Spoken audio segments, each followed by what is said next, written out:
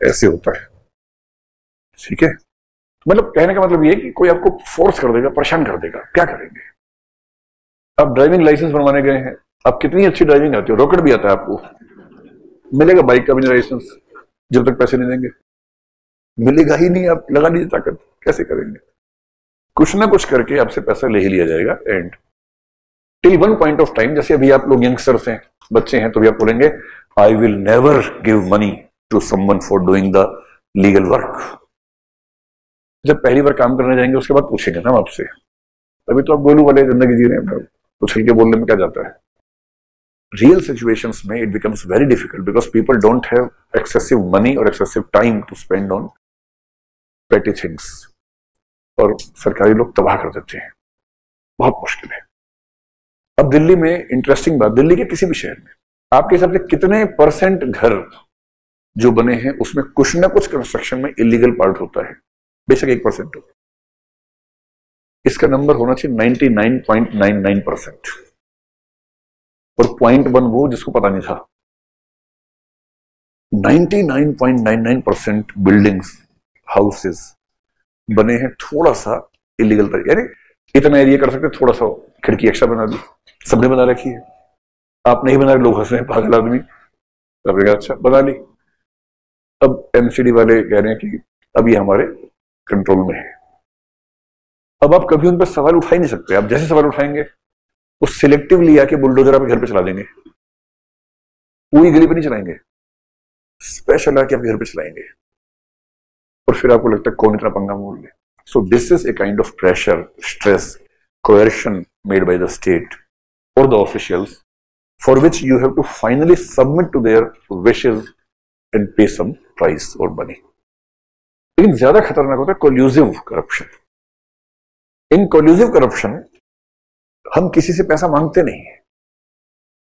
Citizens are directly not ask for money और any favours. इसमें क्या होता है, इसमें स्टेट का कोई officials and vendors. So that is a kind of a deal, illegal deal between a state official and some vendor, maybe contractor, whatever.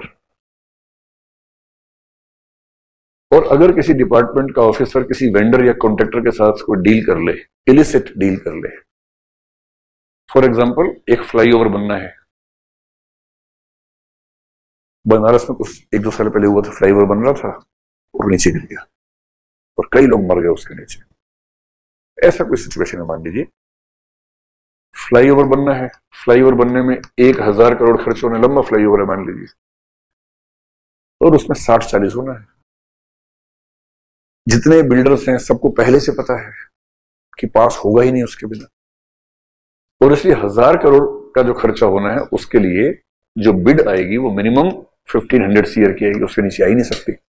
And then you see all the bids, the least amount quoted in the bid was 1500 crore rupees, so the tender is being given to the person, the company with least amount of bid. एकदम transparent system है, e tendering है, सब कुछ है। But everyone who will be filling up the tender does know that he has to give 40% maybe or 30% whatever to the authorities. Otherwise क्या होगा? आपने 1000 का बना के दे दिया, मजबूरी में पास करना पड़ गया। अब वो सरकार इतने अड़ंगे लगाएगी, इतने इंस्पेक्शंस होंगे, आप काम नहीं कर पाएंगे। तो अगली बार आप कहेंगे भैया 1500 डाल देते हैं, 40 आप रखो, 60 में दो, थोड़ा हम रेत लगा देंगे, कोई दिक्कत नहीं है। And finally, this loss is happening to the government or the public. And sometimes, when collusive corruption goes above a certain level, the quality is also compromised a lot. और तब किसी दिन फ्लाईओवर गिरता है, डेथ होती है, 100 लोग मर गए, 50 लोग मर गए। रेलवे एक्सीडेंट हो गया, रेल की पटरी में लोहा था, उसके अंदर मोम डाल दी थी लोहे में, पिचक गई पटरी, मर गए 1000 लोग।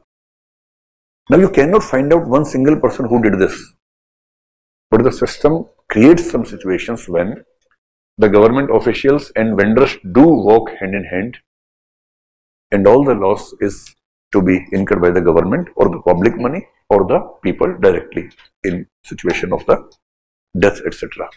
बात समझ में आ गई? कोल्यूसिव क्या है और कोर्सिव क्या है?